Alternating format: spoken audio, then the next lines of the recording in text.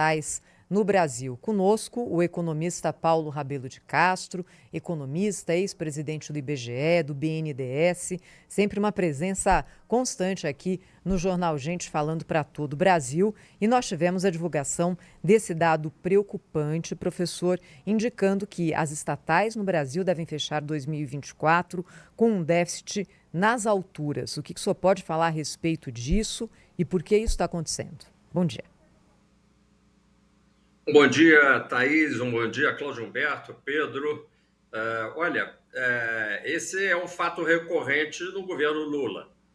Então, não é um fato isolado. Isso é o que é mais importante. O déficit primário, que é absolutamente expressivo no acumulado dos primeiros 9 meses deste ano, decorre, sobretudo, de um sem número de contribuições. Contribuição muito deficitária da Previdência Social, contribuição deficitária das despesas gerais do governo e agora também, falando numa definição de governo um pouco mais ampla, incluindo as estatais, o Banco Central nos indica, segundo a metodologia dele, que, diferentemente do período anterior, no período Bolsonaro, essa definição de resultado de estatais foi positivo, na faixa de 31 bilhões, para o acumulado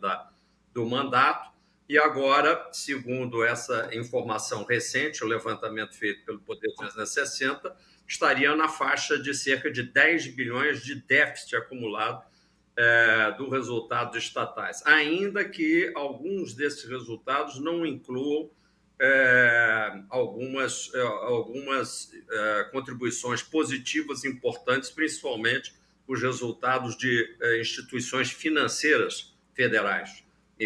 Me reporto ao Banco do Brasil, BNDES e assim por diante. O mais importante é a comparação, Thaís, entre o caminhar neste governo Lula, que é deficitário, e o caminhar em governos anteriores, inclusive em governos anteriores do próprio Lula, onde havia um superávit. Dá a impressão de que há um certo desmazelo, uma certa perda de prioridade para se obter resultados financeiros positivos, como, aliás, a situação hoje em dia requer no Brasil.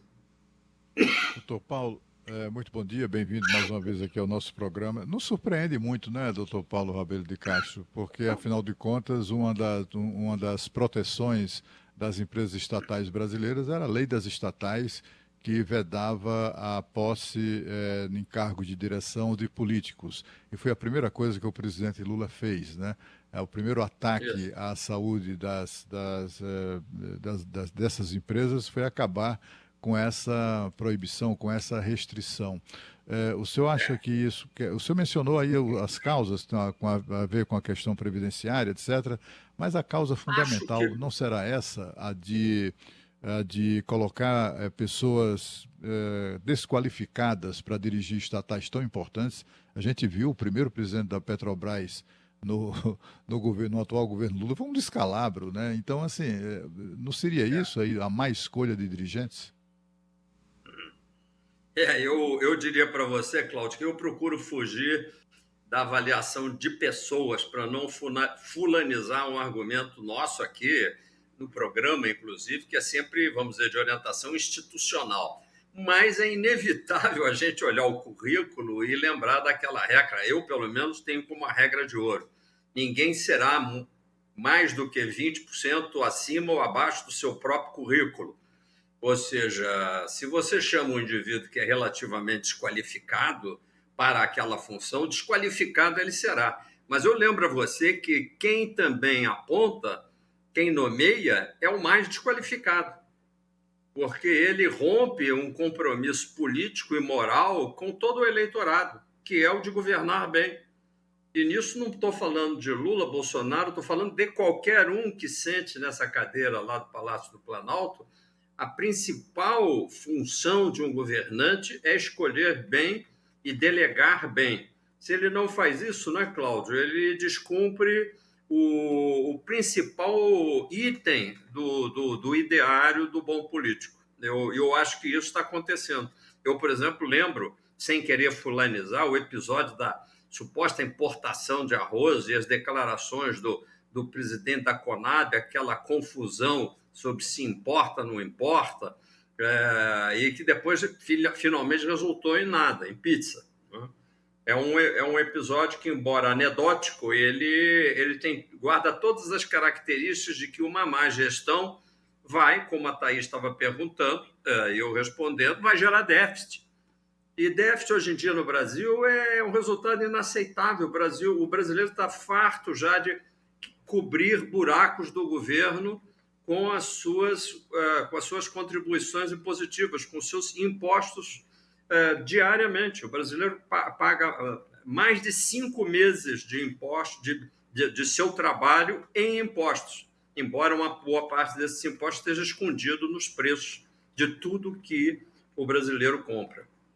O que o senhor está dizendo para nós, professor Paulo Rabelo de Castro, é que é o brasileiro que vai pagar essa conta? Sempre é o quem paga.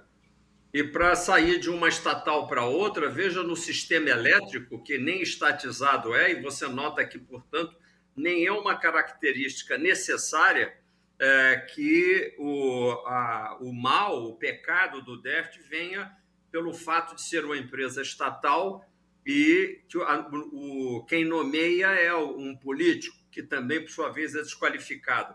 Você pega uma empresa que foi privatizada, mas com um princípio regulatório frouxo, agências reguladoras que não funcionam, não operam, como no caso da Enel, e a gente tem uma verdadeira esculhambação no serviço. A Enel dizendo que cumpre o contrato. Bom, se ela cumpre o contrato e essa esculhambação, então o contrato era uma esculhambação. E, no entanto, não é uma empresa estatal, é uma empresa de capital, aporte italiano, e poderia ser coreano, norte-americano ou russo, ou até brasileiro, mas seria uma esculhambação. Por quê? Porque alguém no setor público não combinou o jogo direito, e eu também acredito que a fiscalização desse processo é a mais pífia possível, porque só estão reagindo a essa verificação de completa desordem no suprimento de energia para os consumidores por causa do escândalo de centenas de milhares de pessoas ficarem sem luz numa capital de tamanha importância como São Paulo. A gente está conversando com o economista Paulo Rabelo de Castro, ao vivo aqui no Jornal Gente, sobre o déficit das estatais, que deve fechar 2024 com o maior, resultado mais negativo dos últimos 15 anos. E aí, professor, eu queria lhe perguntar o seguinte: de forma geral, isso impacta de que forma a economia brasileira como um todo? A gente teve ontem a informação de que o FMI reviu para cima a possibilidade de crescimento da economia do Brasil em 2024, para casa agora dos 3%. A gente podia estar melhor, professor? Com certeza. O Brasil, durante um certo tempo, se ele bem administrado, bem gerido, que é o contrário do que nós comentamos até agora sobre essa pífia gestão federal, eu diria que nós poderíamos estar numa faixa de 4% a 5% de crescimento, Thaís, mas não apenas em um ano, e muito menos só por conta de vamos dizer, de uma aceleração do gasto público. Teríamos um resultado dessa ordem de 4% a 5% de crescimento por conta de quê? De algo que falta no Brasil, que é uma tendência ao investimento. Essa tendência ao investimento, que não é exatamente o que impulsiona hoje a economia brasileira, o que impulsiona hoje a economia é o gasto público e o gasto de pessoas assistidas pelo governo, que também, ao irem ao mercado, isso não é ruim, elas gastam, mas elas gastam sem terem contribuído na força produtiva. Então, tem algo de desequilibrado. Alguém mais, que é sempre o contribuinte, nós, os pagadores de impostos, estamos financiando uma parte do país dos assistidos. Então, vamos crescer 3%. Não é ruim, mas a origem desse crescimento não se explica pelo que haveria de melhor, que é o investimento. mais equipamentos, mais máquinas, mais construção civil, mais edificações, estradas, rodovias, escolas, equipamentos de saúde e assim por diante. Esse país que eu estou desenhando, que é diferente do atual, ele exigiria que as despesas correntes deste monstro chamado governo fossem contidas. Não significa dizer corte de despesa, só conter a despesa corrente, que é a gastança, o gasto que você não sabe muito bem se vai render, e reservando uma fatia um pouco maior para o investimento público, que, por sua vez, acelera o investimento privado.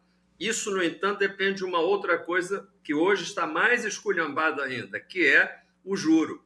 Quando o Banco Central, por conta do déficit fiscal, ele eleva o juro, ele não só pune a sociedade, porque o setor privado vai pagar mais juros, mas ele também joga uma conta de quase 1 trilhão, é bem maior do que essa das estatais, muito maior, que é o juro da rolagem da dívida interna brasileira. Um verdadeiro escândalo. Isso exigiria mais do que uma CPI. No entanto, o Congresso Nacional nem ao menos debate isso no orçamento público. Olha, eu queria agradecer ao professor Paulo Rabelo de Castro, ex-presidente do IBGE e do BNDES, falando aqui no Jornal Gente. Muito obrigada, professor. Até a próxima, hein? Um bom dia para vocês e queria deixar claro, isso tem jeito, viu, Cláudio Alberto? Isso tem jeito, mas para isso é preciso saber governar, que é o que nós não temos tido. Imaginando aqui, viu, professor, que sonho, imagina o Brasil crescendo 4%, 5% ao ano de forma consistente. Nossa Senhora, um dia a gente chega lá. Esse é o termo, Thaís. Obrigada, Tchau, professor. vamos sim. 9h, 26 minutos, Jornal Gente, como todos os dias, segue a partir de agora ao vivo na Rádio Bandeirantes, na Band News TV. Você fica na companhia do Manhã Band News.